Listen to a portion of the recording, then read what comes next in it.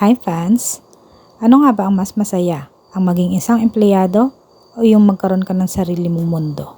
Ay negosyo. Habang nagkikwento ako, maghihilamos muna tayo. Yan. Isa yan sa hindi ko nagagawa nung empleyado pa ako. O sadyang tamad lang talaga ako.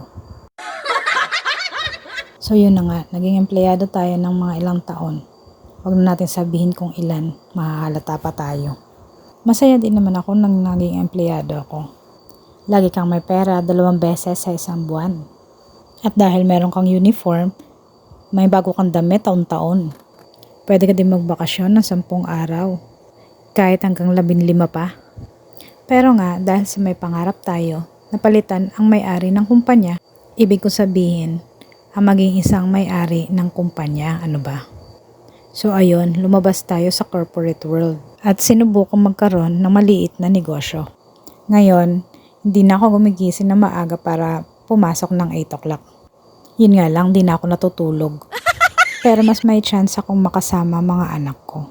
Kung dati hindi ako maka-attend ng kahit graduation ng anak ko, ngayon kahit araw-araw na PTA meeting, kayang-kaya ko. Ngayon, mas may chance na akong makapag-enhance ng skills ko. Skills ha? Pwede na ulit akong mag-aral, kahit pa siguro mula grade 1 ulit. O di kaya matutunan ng mga bagay na hindi ko alam noon, katulad ng pagluluto, ang makapagtimpla ng masarap na kape, o kahit ang simpleng pagtimpla ng mga inumin. Natuto rin akong maglaba, mamalansya, mamalengke, maglinis ng bahay, maging alipin at maging donya. Hindi ko rin masasabi na madali o mahirap ang maging isang negosyante, pero dito ako mas masaya.